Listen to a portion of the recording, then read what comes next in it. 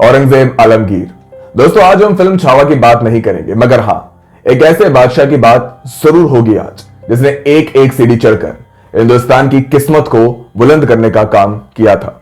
औरंगजेब आलमगीर, जिसे इतिहास के कुछ पन्नों ने जरूर खुद से दरकिनार किया हो, मगर असल में वो था हिंदुस्तान के उन तमाम काबिल हुक्मरानों में से एक जो हिंदुस्तान की किस्मत बदलने की कुवत रखते थे। साल 1680 में औरंगजेब पूरे लाव लश्कर के साथ दक्षिण भारत की ओर कूच कर गए।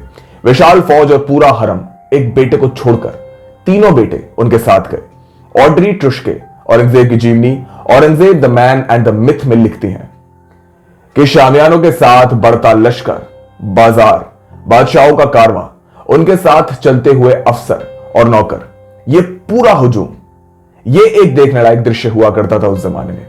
बीबीसी के एक रिपोर्ट के मुताबिक औरंगजेब पुरानी मुगल परंपरा को निभा रहे थे, जिसके मुताबिक राजधानी हमेशा बादशाह के साथ चलती थी। लेकिन औरंगजेब दूसरे मुगल बादशाहों से इस मामले में काफी अलग थे। वे एक बार दक्षिण जाने के बाद कभी दोबारा दिल्ली लौटे ही नहीं। बहुत कम लोग इस बात को जानते हैं। उनके जाने के बाद दिल्ली उजाड़ और वीरान हो गई। लाल किले की दीवारों पर धूल की मोटी परत जमने लगी थी।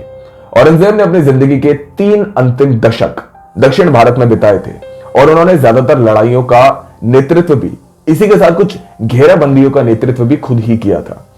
यूं तो औरंगजेब की सेना में बहुत से हिंदू युवक थे, मगर फिर भी इतिहास के पन्नों ने कुछ एक आध को ही तरजीह दी है। औरंगजेब की सेना के एक हिंदू सिपाही भीमसेन सक्सेना ने फारसी में अपनी आत्मकथा में, जिसका नाम है तारीख ए दिलकुशा, में साफ लिखा है कि मैंने इस दुनिया के लोगों को बहुत लालची पाया है, इस हद तक कि औरंगजेब आलमगीर जैसा बादशाह जिसके पास किसी चीज की कमी नहीं है, किलों को जीतने के लिए ललायत था। कुछ पत्रों पर अधिकार जमाने की उसकी चाहत इतनी बड़ी थी कि वो उसके लिए खुद भाग दौड़ कर रहा था। औरंगजेब के शासन का आखिरी चरण उनके लिए खुशनुमा नहीं था।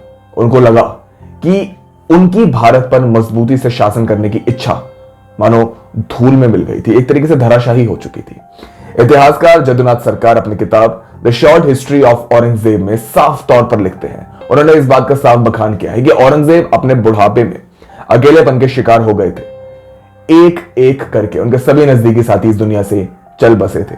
उनकी जवानी के सिर्फ एक साथी, उनके वजीर असद खान ही जीवित थे। जब वे दरबार में नजर दौड़ाते थे तो उन्हें हर तरफ डरपोक, जलनखोर और चापलूस युवा ही दरबारी दिखाई दिया करते थे। ये औरंगजेब की बात कर रहे हैं। औरंगजेब की मौत के समय उनके 3 बेटे जीवित थे।